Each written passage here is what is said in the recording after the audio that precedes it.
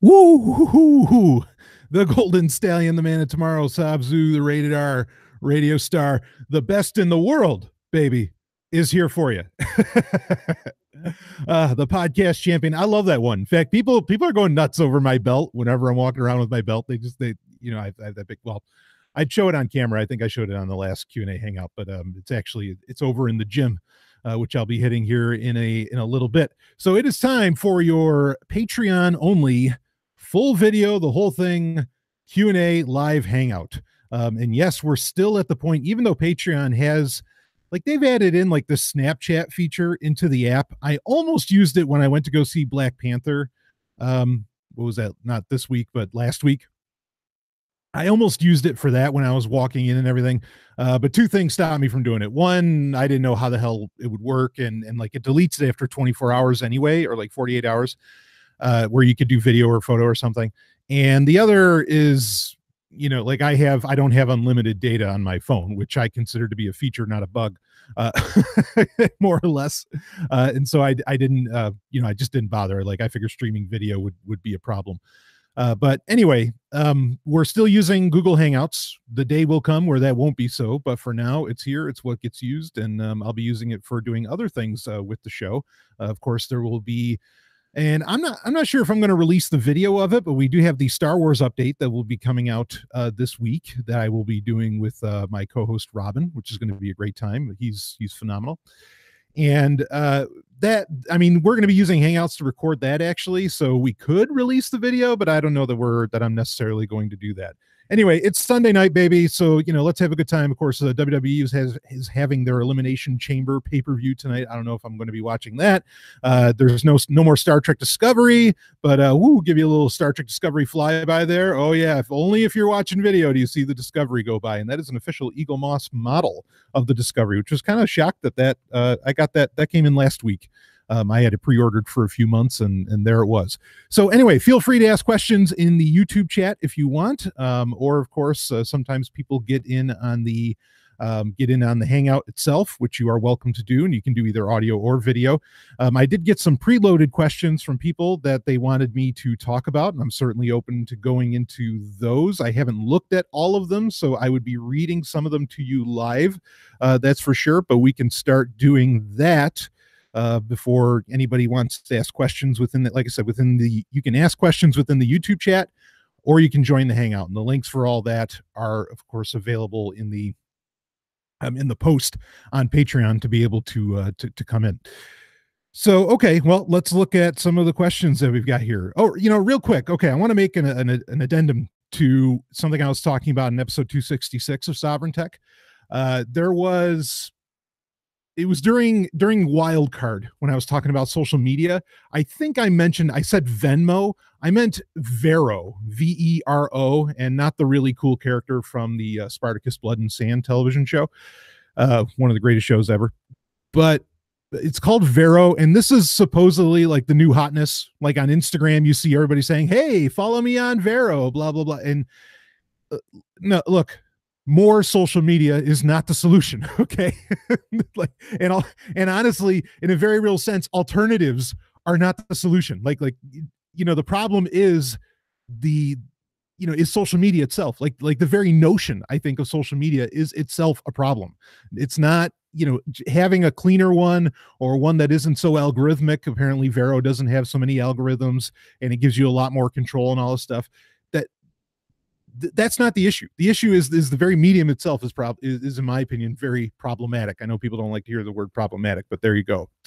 So anyway, just wanted to put some clarity on that. And also, I see no reason why Vero is in any way superior to Facebook or Twitter or Instagram or any of that shit. I have no idea. Let's see. Oh boy, we already got questions coming in. All right, we'll hit one of these and let's see. Did you sympathize with T'Challa's perspective or Killmonger's perspective? Oh, and Black Panther. Okay, right, which we already mentioned. So good, that fits in. So spoiler alerts, folks, which again, though, if you actually read comic books, I don't think this is something that can be spoiled. It's like Infinity War.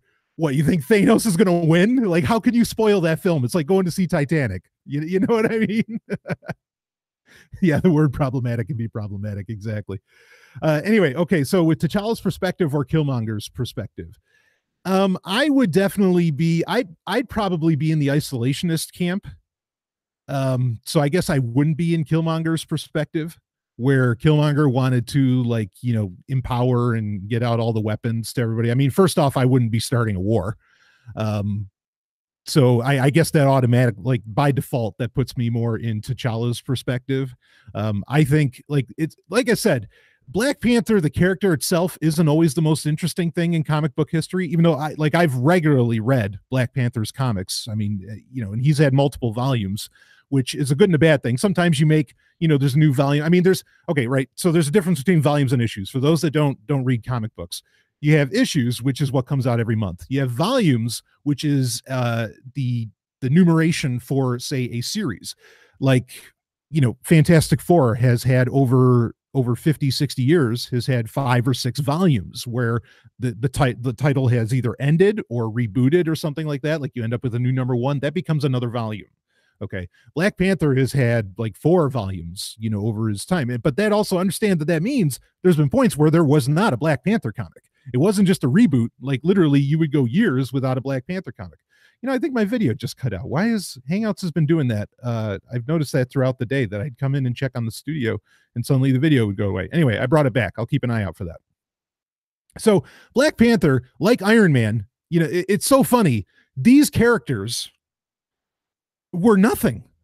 I mean, like they were literally nothing. Like they nobody cared about them. Nobody. I mean, generally, a comic book having multiple volumes is usually a bad thing, because even if it's not for the reason that they canceled the title, that they canceled the comic book, if they had to go back, if they had to do a number one again, you only reboot a comic book, or go renumerate, like go back to having an issue number one and all that, is if your sales suck. Like, if your sales are solid, there's a reason that Action Comics is almost up to, or is up to like issue 1000. There's a reason Detective Comics is almost up to issue 1000 and all that, even though there have been attempts at renumbering with those. But part of the reason is because there's been no, they're solid sellers. There's no reason to fucking reboot the comic. You don't need a volume 2. You don't need, an issue number 1 again. You just don't. In fact, the only reason those ever got renumerated was because they did DC did New 52. Granted, we're talking about Marvel with Black Panther. But I find it so goddamn funny that people are so gaga, and I've talked about this many times, but that people are just so nuts about Black Panther. And look, the movie, like, I get it. I really understand the cultural importance of that film. And I'm all for, as a science fiction fan alone, to have Afrofuturism get put with a big budget on the big screen. I am so on board with that. You have no idea how much that excites me. Okay. But I'm just saying, let's face it, this character meant nothing to almost nobody for the multitude of decades that he's been around.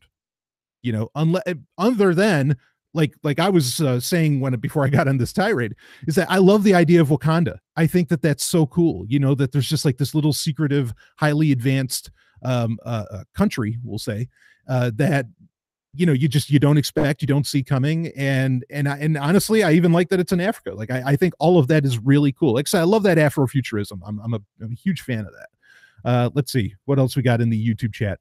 Nakia wanted to open up Wakanda and share their tech without all the war and empire building. Her position was the best. Yeah. So that's T'Challa's sister, right? Yeah, I mean, I can get that too, but at the same time, like, in a dream world scenario, or if I was writing Black Panther, I'd totally stick with like an isolationist view. I really would, because the world's not ready for that shit. You know what I mean? And I think that that's such a cool angle to, like, really, like, a far better story to explore. I mean, a lot of critics have come out and even said that it felt like a lot of the storyline with Killmonger was very forced in what was, being presented there. And I kind of agree with that. I think you don't even need Killmonger's position really to explore this idea of, should we be isolationist or should we be sharing with the rest of the world? I think there's a lot of intrigue that can happen with that without having some kind of, political battle of any kind. So let's see, what other questions do we have here? Have you seen the documentary about Andy Whitfield? Be Here Now? No. But I will add that to the list and I will check that out. In fact, same person that just asked that question, they asked me if I've seen The Expanse. Yes, I Stephanie and I we love The Expanse, and I know season 3 is coming April 11th. Somebody just said, "Wow." I'm guessing that's in response maybe to my more isolationist view. Feel free to elaborate if you know. I mean that's fine. At the same time, I don't mind like the idea of sharing technology and stuff like that. I'll talk about The Expanse more in a second. And we can talk about anything, folks. We can talk about geeky shit. We can talk about tech. We can talk about science, relationships, whatever. I don't care. Ask any kind of questions you want as far as this goes. Um, let's see. Where was I? Oh, okay. So the isolationist views. Like I said, I'm all about like sharing technology and everything. But I mean, it's one thing to like share with, say, in within the paradigm of a fictional universe and the Black Panther storyline. Okay, not necessarily real life. The idea of sharing like even just the weapons technology that Wakanda has with the US government should to anybody be seen as a terrifying concept. Not that I mean like and that's more of the that would be Nakia's like position, right? I mean it's kind of weird because you're always going to be I don't know. You're always, in some ways, I think you're always going to be sort of responsible for that kind of technology that you put out there. It's not like, I mean, if we're talking about encryption technology, oh, hell, unleash it on the world. I don't care.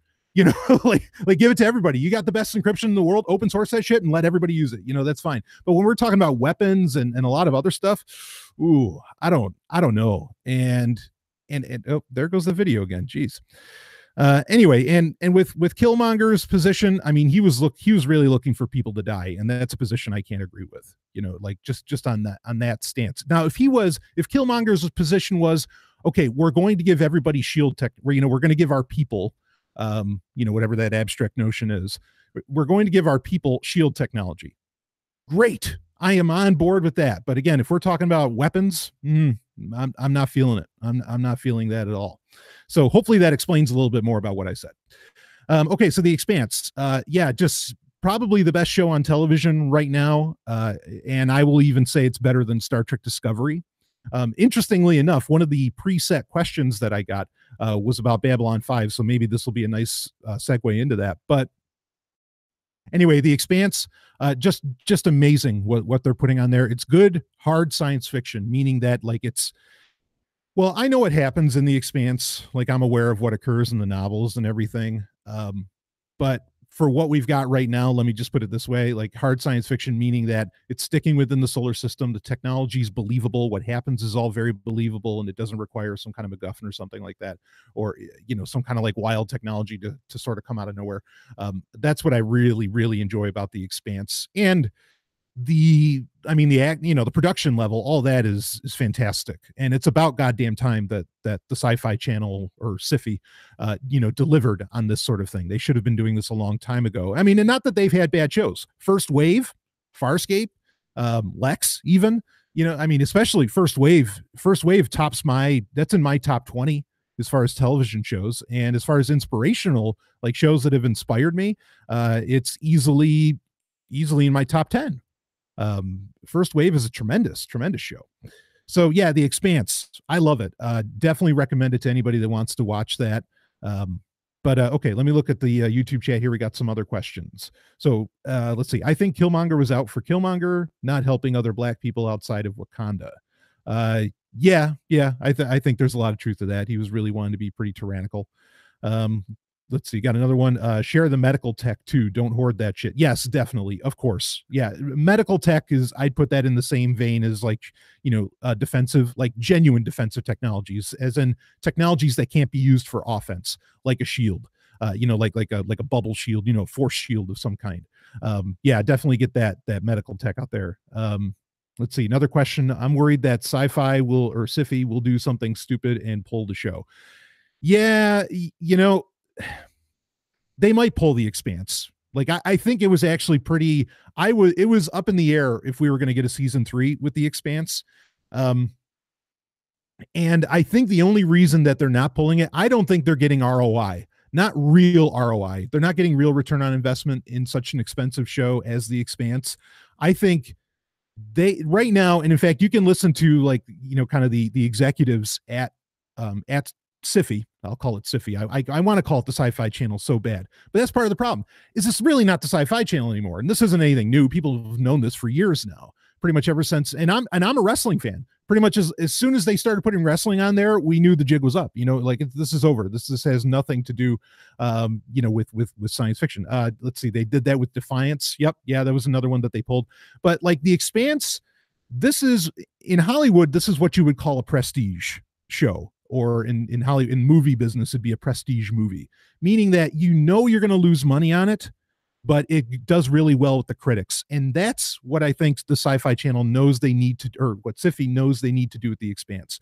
They have to have this kind of show on their network, or they are going to lose all of their viewers. And the executives, what I was about to say was, the executives there, they know that they lost science fiction fans, and that they just ended up looking like any other channel. I mean, Syfy ended up becoming, no different than FX, or I don't know, pick your cable network. Like it's just like there was nothing special or defining about it anymore.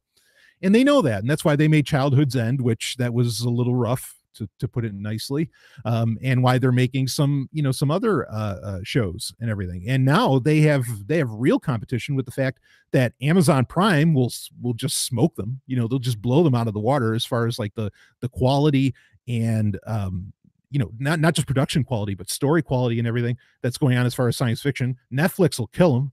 I mean, they have to have a show like The Expanse. They really can't let go of it, even if they lose all the money in the world on that show.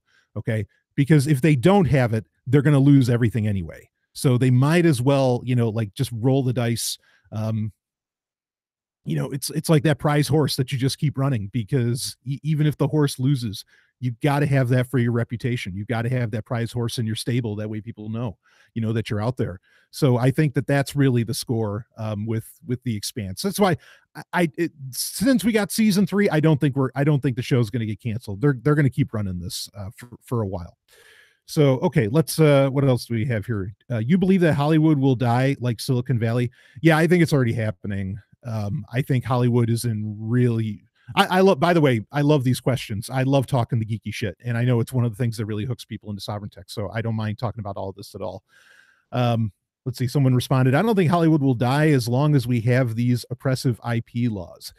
Yeah. So, but I understand that. And I think like it'll always kind of be there, but as far as it being the mainstream form of entertainment out there, I think that there's so many ways you can get around IP laws right now. And, when you look at like the Star Trek Axanar case, they're afraid. They're really afraid, because they knew that something like Axanar would potentially even be better than Discovery. And I'm totally open to the fact, what I know of Star Trek Axanar, which was a prequel to the original series, it would have been better than Discovery, quite frankly. As good as Discovery is, I like Discovery. I've talked about this on Star Trek Updates.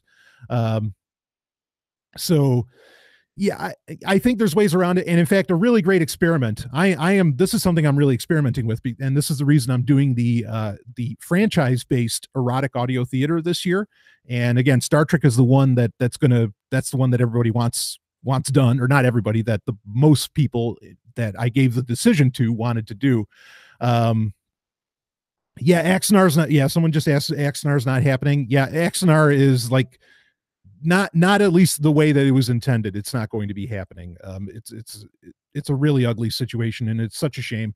Especially, like when you look at Star Trek Continues, that's way better than Discovery. Like, that's crazy how good Star Trek Continues was, right? And that's such a shame. But anyway, my point. So, doing the Star Trek erotic audio theater, I want to see what happens when that comes out, because I know what level of production I can bring. I know what I can do. I know how talented the people I have involved are. In fact, I got an email from a patron who, he said his housemate, that she's this professional Shakespearean actor, and that she'd be very intrigued in being a part of the erotic audio theater. And which is great, like, fuck yes. Like, people get it. They want to be on board with this stuff. And that's why I think Hollywood really can die, or at least it won't be the premier form of entertainment going into the future, because Now anybody can do this shit. Like there's nothing holding everybody back, and you can just do the most amazing stuff. And I think that there's ways you can worm around the IP laws, or really just because of the internet itself. I mean, I understand that perspective that the person brought up. I really do. I don't think that's an unfair point to bring up. And it's proof that yes, Hollywood will kind of always be around, because there's always going to be certain content that only they can put out there. But again, it doesn't mean that they'll be the premier point of entertainment, I think. But like once you put something up on the internet, it doesn't matter if it gets taken down. It's there forever. Like there's always going to be a way to find it, and you're always going to be able to repopulate it somewhere and everything. And I think that's so exciting, that we're in that world where we can to some degree ignore the IP laws to some degree. But your point is still sound, that Hollywood will be around as long as there IP, as long as there is IP. Yeah, it'll always kind of be around, just like Silicon Valley. Sure, the exciting shit is not happening in Silicon Valley, right? As far as tech goes. But the tech giants are going to be around for a while, I mean, like that's true. But for effectively, I think both of those geographic cultural areas are on their way out, if not already out. So anyway, let's see. It's ironic that Hollywood is pro IP but came into existence defying IP laws of its time. Oh yeah, that's a great point. There's I don't think it was called Hollywood Empire. I'm trying to remember there's a documentary that talks about like the early history of Hollywood. And yeah, I mean, it was, honestly, like I'll just call it, I have no problem saying this. It's a bunch of Jews that brought water to the desert, and they ignored everything and everyone, and they scared the shit out of the government. I mean, the government's what whipped them into respecting IP and respecting laws and all that. But otherwise, Hollywood was a phenomenal rebellion, not just a rebellion against laws, but a rebellion against culture. Like they were really trying to create, a very much a new reality, in a very real sense. Hollywood was trying to do that. It's such a pity that it's become such a that so much of it has become a whipping boy for, whatever cultural, government, even military industrial complex, pick your term, corporatist, desires and whims and whatever that they have out there, to push that, to be a propaganda machine. It's such a shame that it's become that, because there was a time where it was not. But anyway, so yeah, it's let's see, another from the YouTube chat here. Yeah, the exciting tech stuff is happening in Florida with Magic Leap / sarcasm. Yeah, Magic Leap. Yeah, that's the joke. I love it. Yeah, well, I mean, again, in all, like, that's that's very funny, but like at the same time, we know this statistically, that the best programmers in the world are in Switzerland and New Zealand. They're not even in the US anymore. So, take that for, they're literally not in Silicon Valley. Let's see. Yeah, reading on. Yeah, but it's promoted pro-war propaganda during its golden age period. Yeah, this is true, and certainly that was a part of it. But yeah. Anyway, yeah, no argument for me on that point. So okay. I mean, one could argue that's the part of culture that actually Hollywood and very few media industries has ever tried to rebel against, is this idea that you got to have conflict, like physical, violent conflict, to create an interesting story. There's just far too few industries that really, get on that. And I get it, because they think it sells, and it does appear to sell. But, if you're trying to create like a new reality, go all the way, make it happen. I mean, even in my stories, there's, usually some kind of, like, there might be a fight of some kind or something like that. It's tough to get away from that. It really is. Okay. So, while we're talking the geeky shit, let me get to let's look at the questions here. Pull up the page. Okay. Stop taking all the libertarian women. Shut the fuck up. Fuck you. Whoever the hell wrote that. No, I know who wrote that. Yeah. All right. Let's see. Okay, Babylon 5. So, in fact, this kind of plays in because the question is that they're shocked that I consider Babylon 5, which I advertise for on my show all the time. Of course, Babylon 5 was a show from the 90s, so it's not like anybody's making any money off of this. I'm not, other than maybe somehow Straczynski is, and if he is, good, because Babylon 5 changed my life. Um, but pretty much asking, with Babylon 5 being such a political show, which, yep, that's an accurate assumption or assessment to say it's a very political show. They're shocked that it's my favorite show. There's some other stuff in here, and they asked about Battlestar Galactica. I've already talked about why I hate the new Battlestar Galactica many times over, so I'm not going to talk about that again. But as far as Babylon 5, like, it's my favorite show, but it's political. Yeah, I mean, it's political, and that's a core part of the, speaking of conflict, that's a core part of the conflict within the show, within Babylon 5. But it's really far more philosophical. It's way more of a show about philosophy, and dueling philosophies in a like, really. In fact, one of the main philosophies in the show, because you have really in that show, you have entire races and empires, alien races and empires that represent entire ideologies and represent entire philosophies. For example, you have the Shadows, who are actually the villains of they're the villains of the series. And I mean, that's to say in a very real way, isn't, I mean, they just are like they are set up as the villains in the show. Of course, you find out that certain heroes within it that seem to be heroes in the beginning also get set up as villains in the end. But one of there's kind of two major questions within it, where you have the Vorlons, where their question is, who are you? And then you have the Shadows, where the question that they ask anybody that they're trying to sway or get under their, I don't know, get on their side or whatever.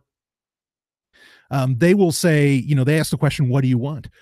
And I think that question, ironically, the bad guys, their question is the accurate one. In fact, I was having dinner with Ellen the other day, and, we were talking about, the whole concept of what do you want and everything. And she said, yeah, that is the most important question, because you really can't even know who you are if you don't answer the question, what do you want? So, but that's actually in many ways the solution that Babylon 5 comes to with the philosophies, is that you've never, first off, they point fingers at the Vorlons and the Shadows, saying you guys have never even bothered to answer your own questions. But then they say, that more or less it's kind of both, like you need to answer both. But I don't think, but what Babylon 5 doesn't explicitly say, nor even maybe implicitly, is that the first question you need to be able to answer in your life to even understand anything else going on around you is, what do you want? You've got to be able to, I bring it up all the time, but it's so important. And it's so funny how many people I talk to just in my own life that don't have the answer to that question.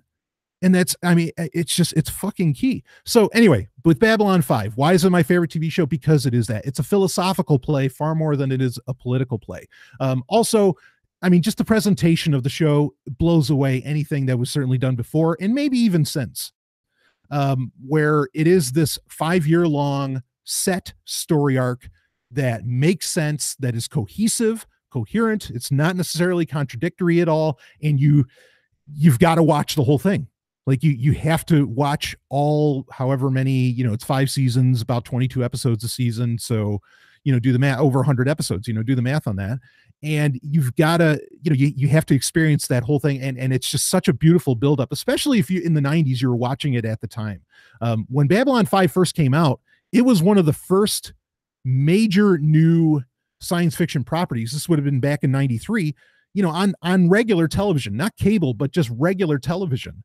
And that was appealing alone to me, just being like a 12-year-old who loved science fiction and had to constantly rewatch these old tapes of Babylon 5, of Buck Rogers in the 25th century, the original Battlestar Galactica, Star Trek, and whatever else. And like, that's all you had. And so when Babylon 5 came out, that was really exciting. There was others, what was Star Hunter, Space Precinct. I know there was a bunch of shows out there at the time, but as far as something that like I could even catch on a Sunday, it was there, and so that was inspirational. In fact, I didn't even see like the entirety of the second season until much later. I knew the first season by heart, and I finally got back to watching it when the third season hit.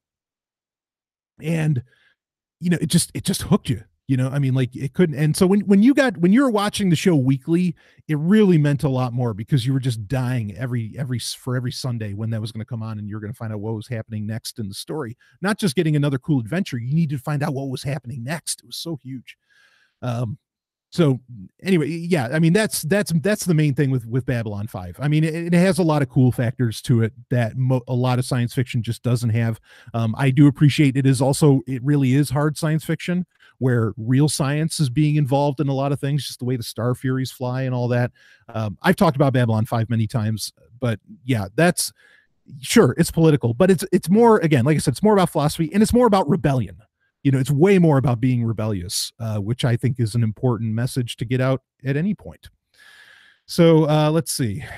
Characters on The Big Bang Theory hate Babylon 5. LOL. Yeah, I hate The Big Bang Theory. So I've talked about that on Patreon episodes. I think that show is so patronizing. I think that show is like really insulting to nerds and all that. That's funny.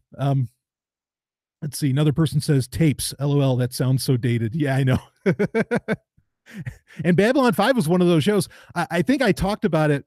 Oh, I was reviewing Stargate Origins. I did the Stargate Origins review show recently.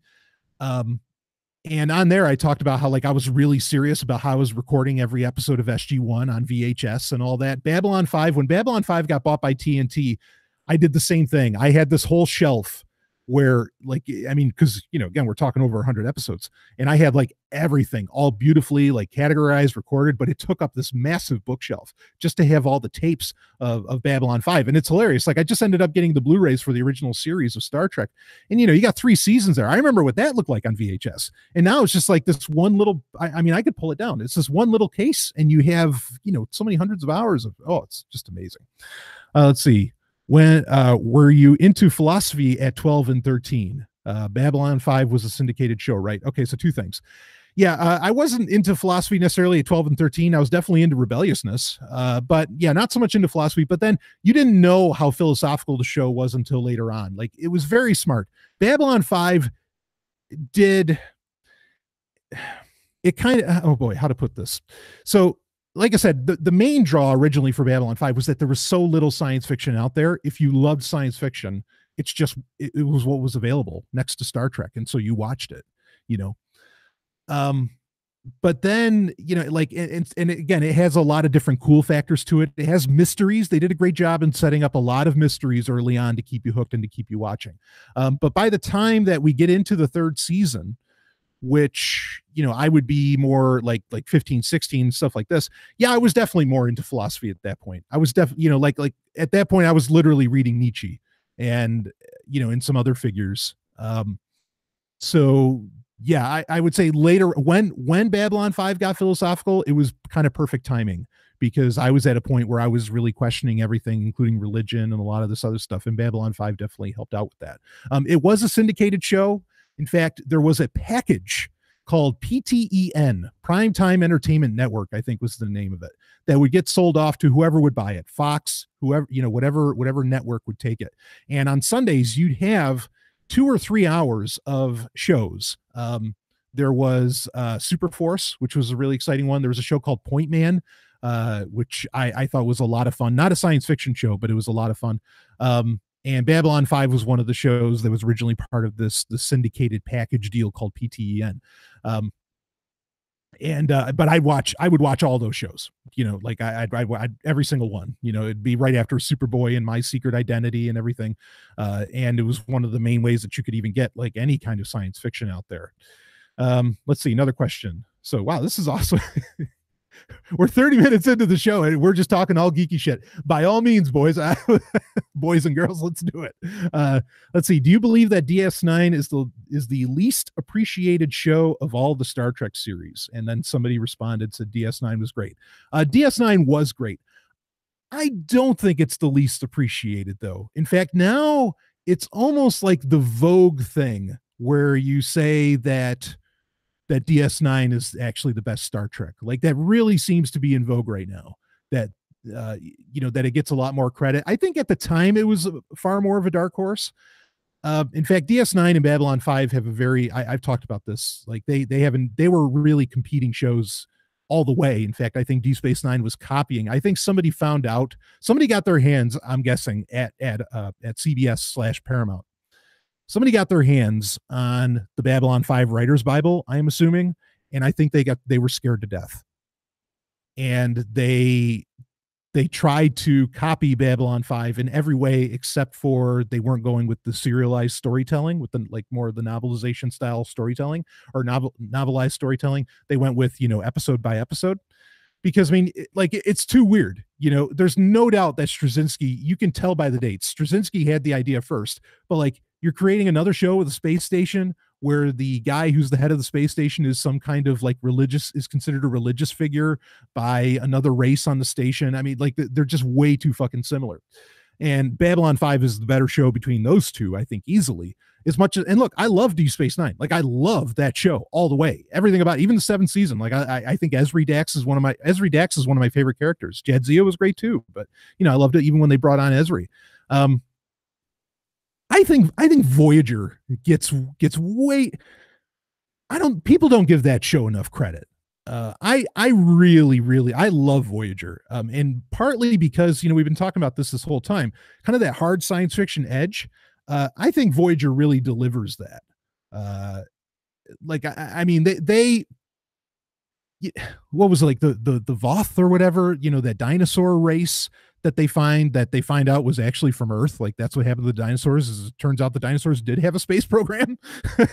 That's like one of the old arguments for, why do humans need to have a space program? It's like, well, because what could happen to us, or what happened to the dinosaurs could happen to us, and the dinosaurs could have survived if they had a space program. Well, in Voyager, you find out they absolutely did, and and like, there's this wildly advanced species in the Delta Quadrant. And I like stories like that. I thought were so cool. 7 of 9 was such an interesting character. The stuff they were doing with the Borg, Unimatrix Zero, and all that, like, was really cool. I think that show gets a bad rap for completely unjustified reasons. I mean, we got a Captain Sulu story in that. It was, and the thing, I think what might even puts it above Deep Space Nine, because I wouldn't argue that Deep Space Nine is the best Star Trek show ever. It's very good, and it's very different, and different in a very good way. But I think what puts it over is that Voyager seemed far more self-aware of the broader Star Trek franchise. Meaning it was more aware of the original series, which Deep Space Nine seemed to almost completely ignore the original series. And I mean, other than, yes, you would have the Klingons, you'd bring on Core, right? And, and all that, you'd have that, that whole story arc. But I just feel like Voyager I mean, Voyager is where Star Trek started to become Star Trek for Star Trek's sake, which some people see as a bad thing. I don't think so. I don't see that as a bad thing. I see it as a good thing. And maybe that's the main difference for a lot of people. But yeah, I think Voyager is severely underrated. And I mean, and not that Voyager is perfect. I've said this before. In fact, I'll never get over this. One of the, this seems so small, but to me, it's one of the greatest moments of my life. So Voyager was celebrating, I forget, it's like 20 years or something like that, whatever, recently. And I made a post about it on Instagram, and I said, happy 20th or whatever anniversary. And I said, it was like, this is, for me, this was, Star Trek. This is hardcore science fiction. I said, but you know what? I was like, what it missed? It could have been the greatest porn ever, because you got to start having babies. I mean, and people should have been snooping right and left on that ship. And Jerry Ryan, 7 of 9 herself, liked my post. That meant the world to me. To this, I have the screenshot of it. The fantasies I have around that, because I mean, I was very explicit in saying this show should have had a whole ton of fucking on there, and she was so on board with that. And that's where that show dropped the ball, is that far more than like Enterprise. When Enterprise first came out, it tried to be sexy, right? With like the decontam room and, rubbing gels on each other and all that, all of which, hey, great. I think that's awesome. But Voyager is really where they should have gone with the sexy, like much more. And you could say, well, wasn't 7 of 9 alone, like a very sexy situation, very sexy affair. Sure. Yeah. Like I can grasp that she was definitely put on there for sex appeal. She ended up becoming so much more, but she was definitely on there for sex appeal. But it wasn't enough, like you should have had a lot more sex. So anyway, let's see. DS9 was reading from the YouTube chat here. DS9 was the show that introduced me to Avery Brooks. That man is a phenomenal actor. And then another person says, "Yeah, Avery Brooks is underrated for sure." Yeah, you know who I loved? I knew Avery Brooks before Deep Space Nine because I was a huge fan, even as a very young kid. I was a big fan of the show Spencer for Hire. And he played Hawk on that. In fact, I think Hawk ended up like with his own kind of sequel sideshow. And Avery Brooks was badass. That's why he became a recurring character and would end up with his own spinoff.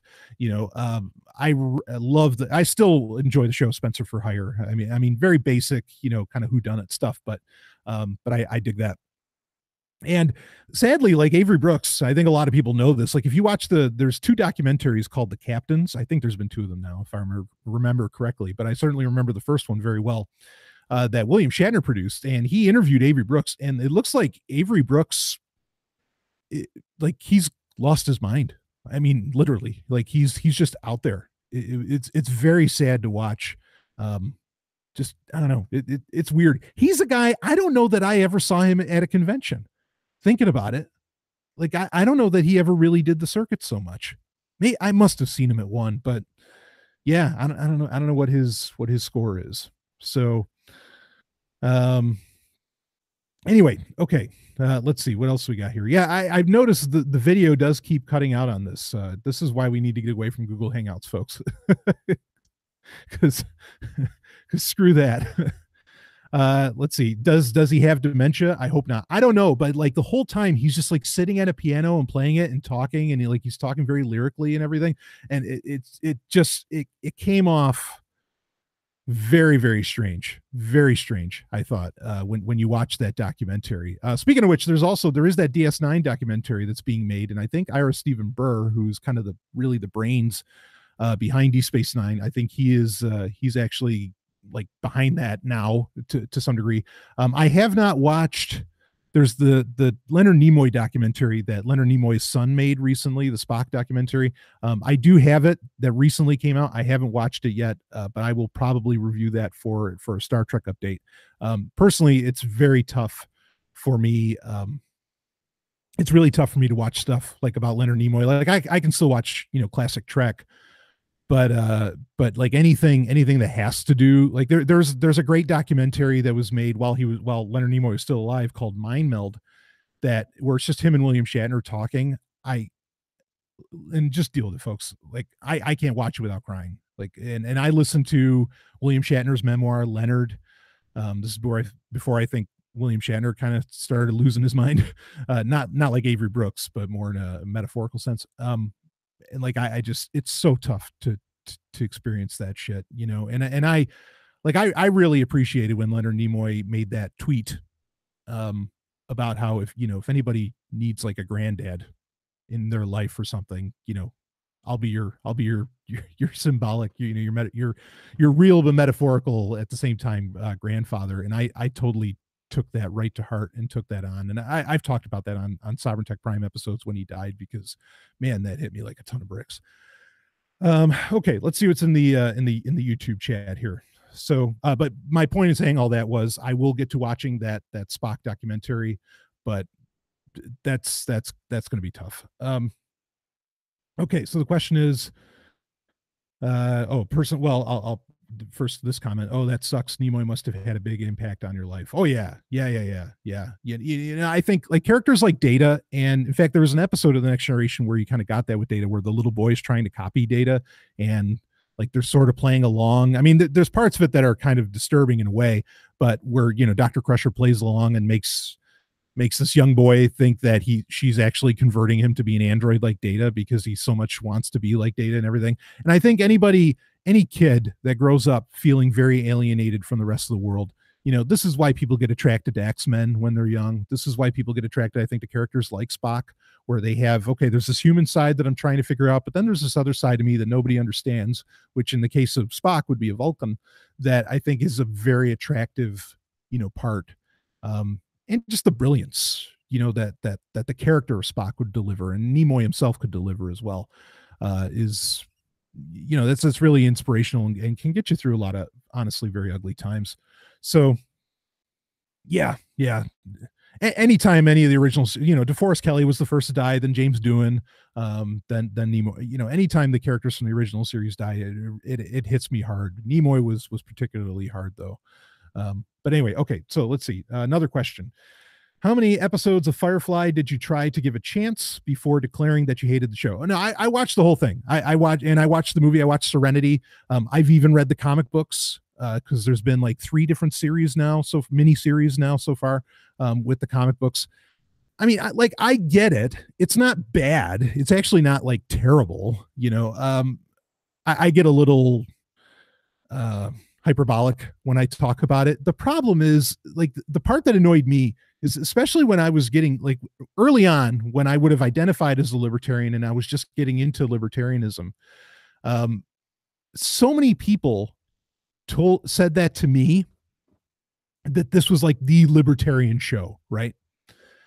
This was libertarian science fiction, and I just don't agree with that at all. And I've had other people who good friends in New Hampshire where this one gal, she told me, she's like, yeah, she says that's just stupid for people. Or I'm not saying you're stupid if you think that it's libertarian, okay, but her words were like, that's just crazy to say that that's a libertarian, like somehow that's a libertarian dream of a show. I don't get that. That's my actual real problem with it. The other problem I had with it, and I've talked about this before, is that and in fact I shared the articles when I talked about this. I think it was on a Patreon episode where I, on a Q&A, where I said it's like where people were saying Firefly is going to be the next Star Trek, and I said no way. Like there's like I watched this. There's no way this is going to be the next Star Trek. That is not happening. And 10 years later, who's right? Me. Or however long it's been. I don't know if it's been 10 years, but like there's just not like that was such bullshit marketing that annoyed the hell out of me, which marketing is always one of my main pet peeves with just about anything. Yeah, boy, that just drove me nuts when they would say that. So no, I get it. Firefly isn't bad, but it's also not like at the level of greatness. It doesn't deserve the reputation it has. So I guess that's my point, is it really doesn't deserve that at all. As to where there were shows, similar deal, where Fox would cancel them early. I mean, Fox has done this, willy-nilly. You think Dollhouse, right? I mean, that got 2 seasons at least, but I thought that was, Liza Dushku, she was fantastic. That show is fantastic. There have been sequel comic books for that have been, that have lived up to the hype, I think. Or, one of my favorite shows, Kindred the Embraced. And look, folks, when I say favorite shows, I should probably say like that's in my top 100 or something. I don't know, or my top 50. I don't know. But Kindred the Embrace was that was by Aaron Spelling, who you'd think Aaron Spelling, 90210 Melrose Place, especially in the 90s, you'd think he'd be untouchable, right? He made Kindred the Embrace, which was based off of, the White Wolf properties, tabletop RPG properties. And that show was, I mean, just dynamite. Pure dynamite. I thought that was so cool. Great sexy vampire. I mean, it didn't hurt that Stacey Haddock was in it as well, who of Sequest season 1 fame. I mean, she's just, let's just call it, she's one of the hottest women to ever walk the earth. I mean, she was something else. And she played Lana in Superboy, The Adventures of Superboy. Kindred the Embrace, like that's a show that deserves years later for people to be mad that got canceled, because it couldn't have been that expensive to produce, because it was set in the modern day. I had vampires and all that other shit, but it was set in the modern day. There's really no good reason why that should have been canned.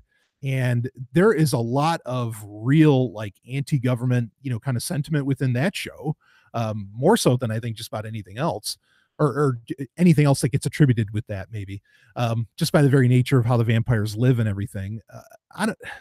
I'm still in awe that, I mean, nobody, like most people don't even remember that show. It was phenomenal.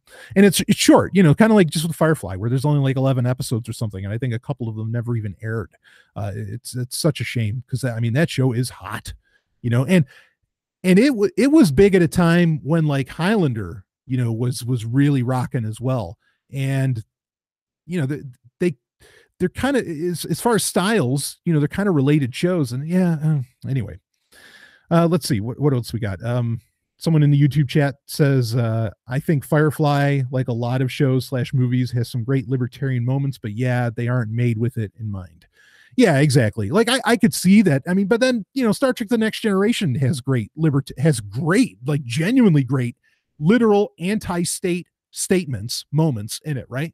The drumhead, you take that episode, the drumhead, where Picard gives that whole speech against Nora Sati, saying the first time that anybody loses a freedom, we're all damaged by it. I mean, or the episode with Lull, right? Where, Picard says right to the Admiral, says, you think I'm going to hand over somebody's kid to the state? Now, well, I'm his captain. I mean, there's, and that's the thing. Nobody says that, or not a lot of people anyway. I know a couple people that actually say this, but most people don't think of, or people, in the liberty movement or whatever, don't hold up The Next Generation as a libertarian show. If anything, a lot of them will hate it because they think it's socialist, but it's way more libertarian than Firefly could even dream of being, because Brandon Braga, who used to be a dear friend of mine, he's a libertarian, capital L, but he's a libertarian. So like you literally had a libertarian writing the fucking show.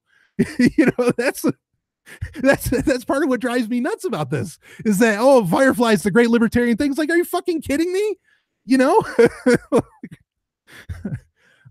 Anyway, so many Trekkers hate Wesley Crusher, hate the Wesley Crusher character in that series. Yeah. And somebody pointed out that Vampire the Masquerade was the name of the White Wolf property that that Kindred the Embrace was based off of. Yes. Which also, what a great RPG and great video games like Bloodlines. What a tremendous video game and all that. Anyway, so let's see. Yeah, so many Trekkers hate Wesley Crusher character in that series.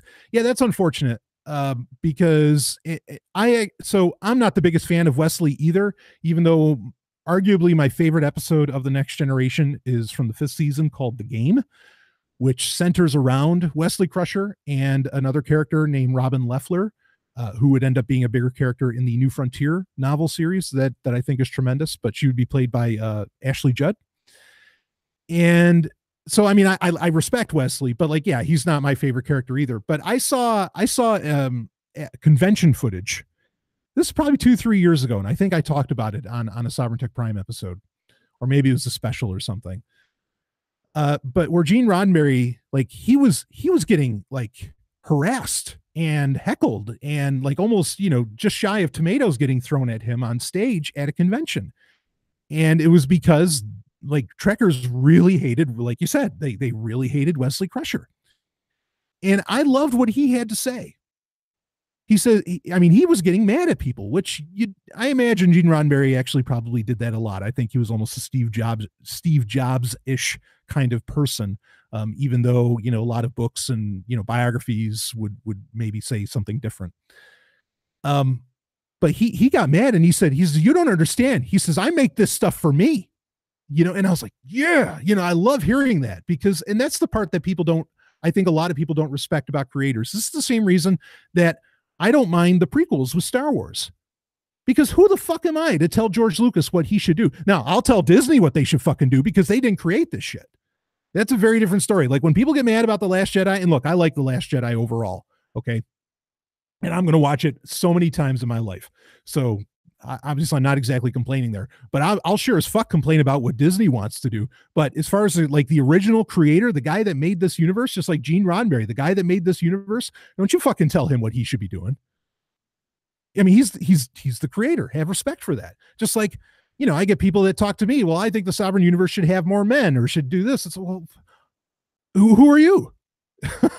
This is for me. I'm glad people want to be along for the ride.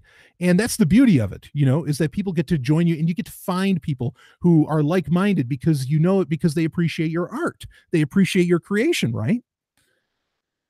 And there's certainly things to be said for that Gene Roddenberry, how much of a hand did he have in a lot of aspects of Star Trek and everything? Sure. Like, people talk about how actually Herb Sallow created a lot of what made the original series great, or Matt Jeffries, and stuff like this. And, or, that Brannon and others would end up really picking up the ball and running with The Next Generation. I think the argument that Ronald D. Moore made Star Trek great is bullshit, because you can just look at Battlestar Galactica, and obviously that's not true, because he did terrible with that. But, like, I'm not saying you have to respect the creators, but at the same time, like, I love that attitude that he put on when people were talking to him about Wesley Crusher. He made it very clear. This was him. This was his child self, which inspired much of Star Trek, if you believe his biographies. This is his child self getting put onto the screen. And great. Have a good time. Fine. Not everybody likes it. Okay, there's plenty. It's an ensemble cast. You got plenty of other people that you get to, appreciate and enjoy as a, as a character. So yeah, I'm not the biggest Wesley Crusher fan either, but I get it. Like I understand what the person was trying to do, and I respect the creator because I mean, here's the thing with creators. Yeah, somebody just said exactly. Creators aren't slave to their fans. Yeah, yeah, right on. They're not. Here's the thing with creators. Like when you are a creator, when you make a universe, when Star Trek, Star Wars, the Sovryn universe, Stargate, I don't care, whatever the fuck it is. Okay. When you create a universe, like parts of you are there. Like I mean, like it's impossible for it not to be, unless you're just, you're just some kind of like creative hitman. You know what I mean? Where you make us a fun lawyer show or something, and they just do that. But if you're really coming up with something very new from the ground up, like much of science fiction and fantasy is, okay, this is somebody being very courageous in putting a lot of themselves out there. And I think that there's, if you actually enjoy even parts of what they're putting out there, then respect them for it. Who gets a really short shrift that annoys the fuck out of me. And I have a special attachment to this character because I've kind of grown up with this character. So in the 90s, my very formative teenage years, I remember the first time that I got an advertisement for the Science Fiction Book Club. Okay. And we're getting up. We're already. This has been going really fast. We're already almost on the hour mark. But I'm going to tell this story. So, the Science Fiction Book Club, they said, okay, you can, you get the little magazine in the mail. Again, the internet sure sort of existed at this point, but not as we know it. Like I've always said on Sovereign Tech, the internet as you understand it, as the way people talk about the internet, didn't really exist until 2003. Okay. So with the Science Fiction Book Club, you get the little magazine and they say, here, pick out 6 books. And they had a website at the time too, but whatever, in the magazine, pick out 6 books and you get them for $1. And, the agreement is, this is like kind of the Columbia House style stuff, right? If people remember that. The agreement is that once you do that, then once a month, you need to buy a book from us at full price. Me, teenage self, 6 science fiction books for $1, you bet. Okay, I am on board with you. And I would end up, I would end up, getting these. And this is how I actually first read Lord of the Rings, because for $1, I got the entire fucking trilogy in this huge, beautiful hardcover. It was awesome. And I got a bunch of other books too. You could get technical manuals through the Science Fiction Book Club and everything. I'm sure it still exists to this day. I can't imagine why that model would ever fail. And science fiction fans like to own things often enough, and anyway, obviously we're still around. But one of the book series that I got introduced through the Science Fiction Book Club was the Anita Blake series by Laurel K. Hamilton. And I was, you start reading it. I mean, sure, at first it's really sexy because you have this sexy, vampiric, part vampiric. Well, anyway, if you read the series, you know what I mean. We'll just say this like vampire, kind of like almost cop character or whatever. And it's this, crime noir and everything, it felt very much like it was almost like Blade Runner with vampires, just not so much futuristic. Okay. And the Anita Blake series would really, I mean, we're I don't know, some odd 20 books in. And this series over the years, since the 90s, when it first started, was the first book Guilty Pleasures, I think is the name of the first book, has really changed. I mean, and now it's more erotica than it is any kind of like hard-boiled crime fiction of any kind with vampires. Now, I mean, there's full-on orgies happening in this stuff. And a lot of this, came out of, I think, a growth that Laurel K. Hamilton herself went through, where now, she's very polyamorous, and she's very open about the fact that, her and her second husband, I think it is, Jonathan, and, they live with a couple. I think Guinevere and Spike are their names or something. And anyway, she finally came out a few years ago with what's happening in her life, because a lot of people wondered, hey, what happened with the Anita Blake series? Like, it used to just be like kind of almost this, vampire detective stuff. And now it's turned into, this BDSM and porn and whatever else. Like, how did this happen? I really miss my character. What the character of Anita Blake originally was. And she gets harassed Yeah, I think she gets death threats. I mean, it's really crazy what's going on. And, that's such a shame. So again, she's putting, you can very clearly tell, and based upon what she's said in interviews over the especially recent years, she's putting herself into this universe. Not that she's necessarily Anita Blake, but certainly things she's going through where maybe hell she's having orgies or something, and she has this experience and she's putting it into her universe and on the page. And she gets shit for that. When what the fuck, like okay, so great. You people bought the books, right? You've bought the Anita Blake series for so long. And what, it takes a turn that you don't like. And so now you think you can tell the creator what to do. Are you kidding?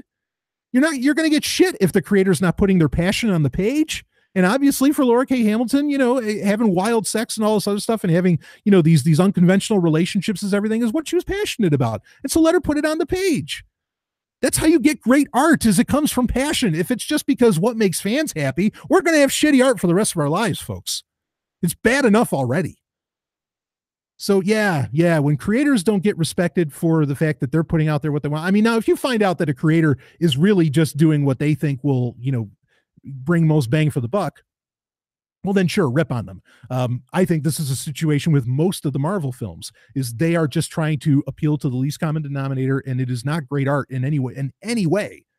And I know art can be subjective in a lot of ways, but it's not even subjectively. I don't see it. I mean, there's something to be said for things being popcorn fun when it's self-aware that it's just, a popcorn movie, right? Where, we know it's meant to be that sort of thing.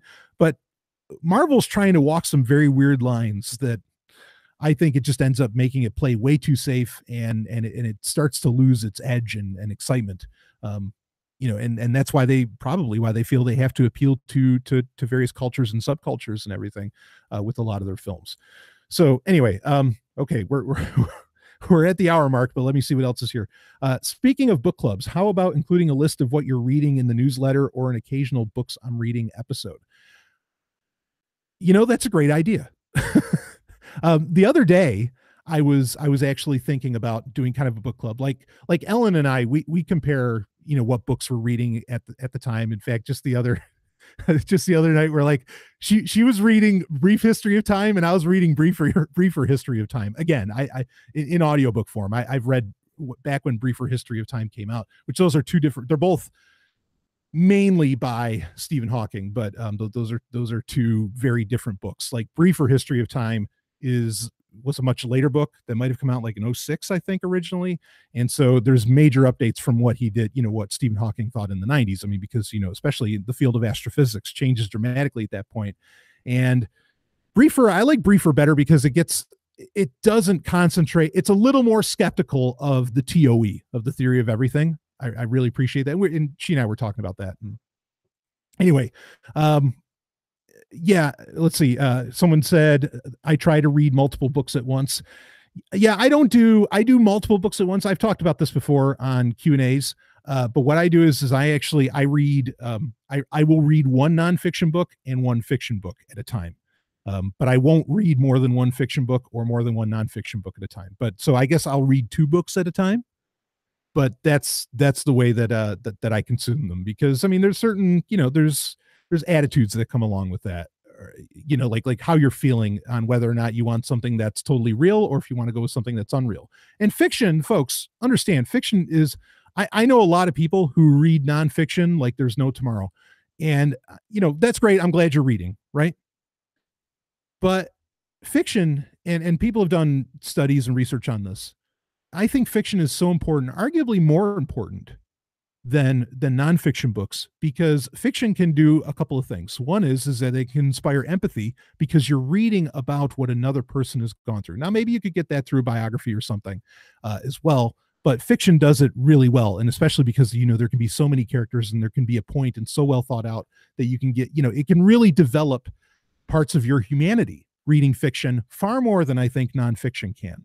So fiction is really important in that regard. And then also, I think it inspires. It gives you ideas. One only look at Star Trek, the original series, and like in fact there was that documentary that William Shatner hosted, how Star Trek created the world. I don't think it was changed the world, I think it was created the world. And they just talked about how everybody, they saw the shit on Star Trek and they wanted to have it, and they had to go out and build it.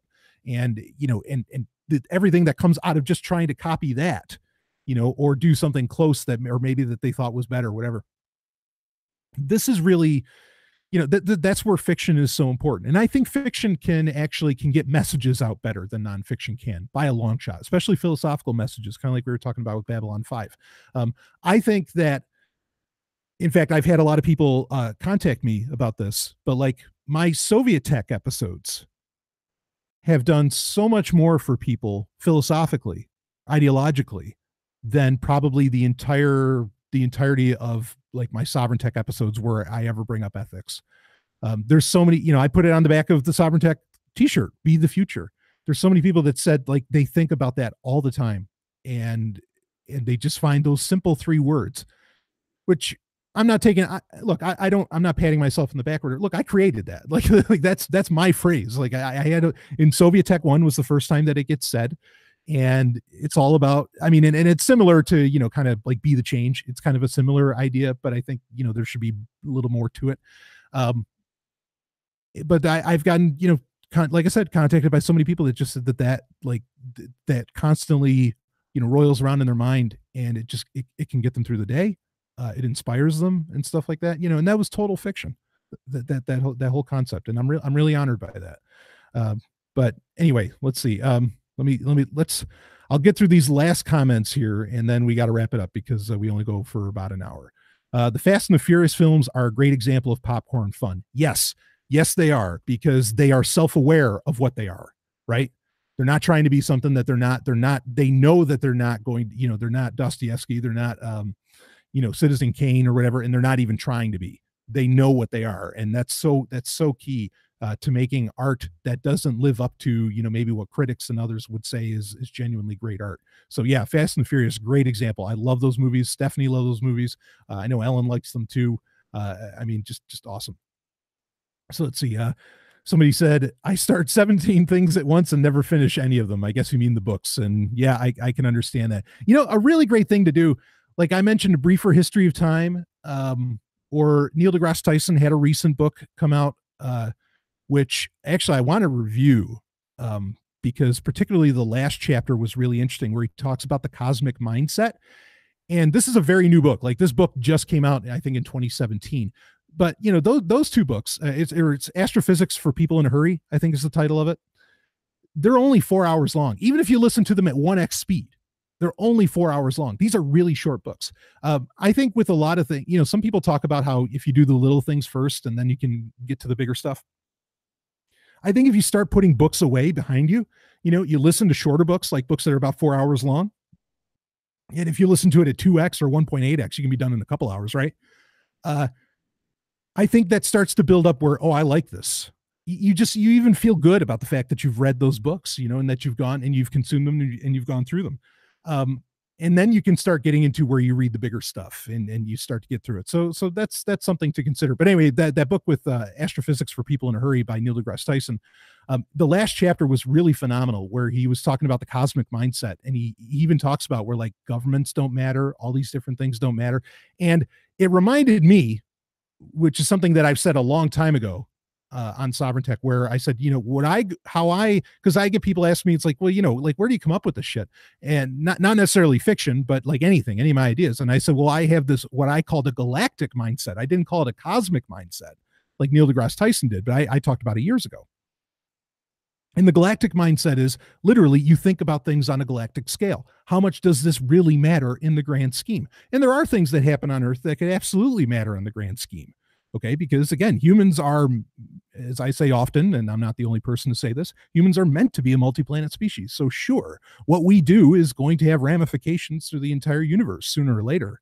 And, having that galactic mindset and starting from that, that's so key. And it gives you I think it gives you a beautiful perspective. And it almost like plays into kind of like a sense of Shenku, where you just know like no matter where you are, you can say you're setting roots down and stuff, but really you're always a perpetual traveler. throughout the galaxy. And I think that alone gives you a very different mindset. It's a really powerful thing to go with. But I was pleased that something similar was being said now by Neil deGrasse Tyson. I'd never heard him say anything like that before, but that now at least he's putting it out there, and he called it the cosmic mindset. I don't think I'm going to change my term from the galactic mindset, but I might, mention them interchangeably, which I thought was really powerful. So and that book overall, other than the fact that I think speaking about the Big Bang with such certainty is rough, it was actually a very well done book, Astrophysics for People in a Hurry. So, okay, let's see. It kind of get these last comments. It kind of annoys me when science writers tell their readers that there isn't much math content to worry about in their books. Yeah, everything's math, right? Let's see. Another person. I hate the attitude of, quote, I only read nonfiction because I need to read useful things, end quote. Yeah, I hate that attitude too, because that's bullshit. That's total bullshit. I know, and granted, Star Trek isn't primarily about reading, but just as an example, I know that I would not have the passion for tech, for learning, for science, for all the things, even sex, for all the things in my life, if it wasn't for fiction, if it wasn't for Star Trek. Like, that is central, to who I am as a person in reality, and that interacts with others and that creates things in reality. It is absolutely central. That is nonsense to say that fiction is useless, or that you can't get anything out of it. That's just crazy. We've been talking about that this whole episode. Black Panther, Babylon 5, all that. So yeah, don't let people say that sort of shit to you. Like you're saying, fiction is useful and important. Yeah, exactly. I think fiction helps people get on board with new ideas and new ways of life more than nonfiction, maybe. Yeah, I think it's true. I think it's absolutely true. I've even heard, this was years ago at Keenvention, of all people, who I was already doing this because I had just come out with video games, and I'd done interviews on Free Talk Live where I made it very clear that this is to help spread anarchism, by making these video games with a fictional story that has characters that believe in this sort of thing. But it was at Keenvention, and there was a panel. Stephanie was on the panel, and I'll say the name, Chris Cantwell was on the panel. Chris Cantwell actually made a good point. He rarely ever does that. And a character that is well out of the spotlight, thankfully. So I'm not really giving him credit, but the point he made, he said, freedom lovers aren't into fiction enough, and they're not creating enough fiction. And I totally agree with that statement. That statement and that statement alone. I do not agree with Chris Cantwell on anything else, but I'll say that he said it. And I was, at the time, especially, I was way on board with that, and I still am. That's the bulk of what everything I do has my philosophy and ideologies, and I can't help it. I don't think any creator can help it. So, yeah, I think fiction is much overlooked by just about any ideology. I think almost every ideology overlooks fiction. I think Satanism overlooks fiction. Go down the list of people that, Christian is a fiction. Christianity is. All right, I won't say it. You know what I was going to say, but I think most philosophies and ideologies ignore fiction at their peril.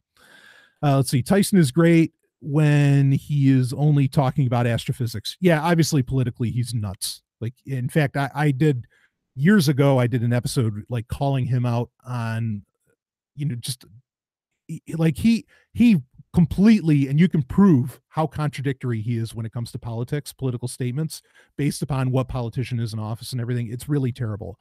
But he is definitely, like Carl Sagan and some others, a very powerful speaker and a great teacher when it comes to, a lot of science. I don't agree with him about the Big Bang. I'm far more amenable to the quasi-steady state theory, or to, I got to give him credit, because in the series Cosmos, at the time, this was a really, really new idea, but it checked a lot of boxes really well. The idea that we're like the corona of like a fourth dimensional black hole. That's what our universe is. He actually admitted that that's a possibility in Cosmos. So he's not so hard edged on it being the Big Bang. I'll give him a little bit of credit for that, but he's a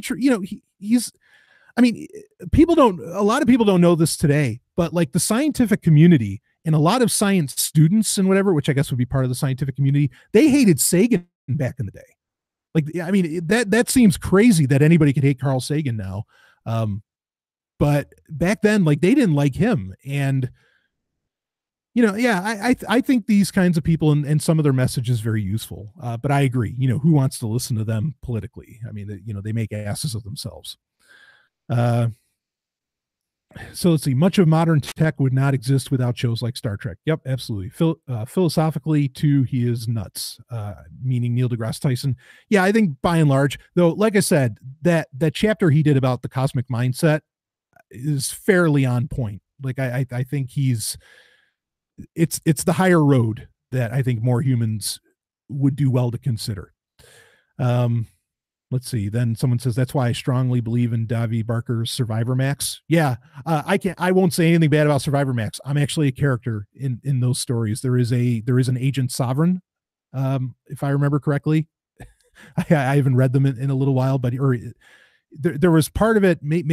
See, this is the thing. So sometimes I get to see like advanced chapters, and I'm not sure if this was in an advanced chapter or that actually got published. But there is an Agent Sovryn in Survivor Max, which I think is really cool, and Stephanie's in it too, I think. So which is nice. There's like some kind of like radio show that's in the book. So yeah, happy to plug Survivor Max. Davi's work is great. So okay. I think we're a little, actually it's 5:15. So I have, and I know you may think that this is unimportant, but I don't think it's unimportant. I have a workout to get in, and I'm going to go take care of that. And like I said, this usually only goes about an hour. Sometimes it runs a few minutes later. I enjoyed the hell out of doing this with all of you. I liked all of you being in the YouTube chat. I thought that was really cool. I love talking about all the geeky stuff. And you saw where it led into philosophy. I mean, like it can't help but do so. Which I think that's one of Sovryn Tech's strengths, is that we can always take it in that direction, or we're willing to go in that direction if it needs to. But I really enjoyed this hangout, and that it was all geeky shit. Again, I would have been happy to talk about any tech, any science, whatever the hell you wanted to talk about. You want to talk about anarchism, that's fine too. But really, really enjoyed this one. I loved the questions you guys sent in. And I mean, if that's you patrons, remember, you control the content that happens on Patreon. Okay. A lot of you I know love the Sovryn Tech First University books that I've been doing. Got a lot of great response from the Egoist Encyclopedia that I released this week. I'm glad you enjoyed that. Let's see. All right, hold on. There's a couple. All right, it says already love this chat. I like talking to you. I love talking with you guys and gals and Z's. You know that. This was a great time. Thanks everyone. Yeah, this is great. Will you ever come back to Facebook? We miss you in the group. So he said, LOL. I can't picture it. Now it's almost like a point of pride, and I do. I kind of miss, connecting with people in the Sovryn Tech Facebook group as well. I know people still post in there. Sometimes Stephanie will still tell me about posts that get made in there. So I still kind of quasi keep an eye on it in other ways. Like somebody said that they listened to episode 265 of Sovryn Tech and they just absolutely loved it, about how you've forgotten how to read. I'm really honored by that. Yeah, I don't know that I'll ever get back to that. I don't know. I'll try and think of ways, to allow for, that kind of connection to happen. I interact with people as much as I can on Patreon when people make Patreon posts, but that doesn't work as well as like a threaded group. I really understand that. And that's like a weakness that IRC has as well, because I love IRC. So I don't know. We'll see, folks. But right now, just to give you a little update on me, like I'm trying so hard to, once again, over the 6 years of Sovryn Tech, there have been years or like a year or a period of some months where I'm trying to get to the show to another level. Again, I don't need to make money doing this. I really don't. I don't need to, I don't need thousands and thousands of listeners and blah, blah, blah to do this. I do this because there's a part of me that just like has to, that's why I think anybody does anything. A little bit of enlightened self-interest, and but right now I'm trying to, with the new co-hosts, I'm trying to get things to another level. And there's for me personally, there's a lot of, and it's not really bad things. Like it's good things that are happening for me personally, relationship wise and in other areas that like I'm spending time on, and I don't think you're hurting for content as far as that goes. but social media would definitely be a major distraction. Like a Facebook group and things like this would be a major distraction from some of these things that will only make sovereign tech better and will only help spread what sovereign tech tries to spread. Be it the tech, the anarchism, the even though I don't use the word anarchism a whole ton, anymore, because I don't think it needs to be said. I think we can make these points even without it. Even I mean, I'll say I'm an anarchist, just for the shorthand. Um, but yeah, there's a lot of really really wonderful things going on, in my a lot of wonderful things going on in my life, and that's it. Like so a lot of that I'm concentrating on. A lot of that has to do with sovereign tech, you know. Um, so yeah, and it's funny because like, and this is why I think I've been harping pretty hard on social media lately, is because like that would, if I spent time on it with it, and like it, I wouldn't have been able to have these relationships that I'm fostering now.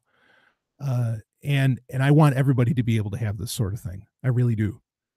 So that's what I'm putting out there. And but who knows, maybe one day. I don't know how this would all take shape. um but I'm open to creating a space where we can connect more and stuff like that. But I personally feel that needs to be a way more independent thing. But that's tough to get people on board with an independent thing. It's tough to get people over like to Reddit, or it's tough to wherever. It's tough. But I'll leave these things open for you to certainly to use. But I understand that, yes, you want me there, and I'm really honored by that, and I love you. I love all of you for it. I just yeah. you know, Not that I need anybody's justification to live the way that I want to live. I don't need anybody's permission to lead the unconventional lifestyle that I've built and that I'm doing. But I just want you to know that it is so vindicating, and it is so emboldening, and it's so beautiful that so many of you, even just like today, we're just, we're talking Star Trek and whatever else. I mean, and all that, like the fact that you're willing to do that with me. I mean, like you can't imagine. I don't mean to sound cheesy, folks, but really, you can't imagine how much it warms my heart that you want to do that, you know. And so thank you. Thank you for being a patron. Thank you for, for being a part of this. Thank you for being along the ride. I know some of you have been along for years. It's not going anywhere. It's going to be going for a long, long time. That's the thing. We're just making it. We're just trying to make it bigger and better. That's all. Um, Thank you, because yeah, you've made my life in so many ways that I can't even begin to describe. You have made my life so amazing, and I want the absolute same for every single one of you. I want you to just I want shit to be fucking awesome for you. Okay. So anyway, that's that. Someone said, thank you for your service, sir. Yeah. Thank you, all of you, for your service. Thank you to the patrons. Thank you to the listeners. All right. That's it. We'll wrap this up. I will see all of you on the other side. Cool stuff coming up. Don't worry. You know it. So somebody just said, in it for the long haul. I am. Right on. This is, yeah, we're going to be around. Don't worry. So, all right. That's it. Like I said, I will see you on the other side. Woo.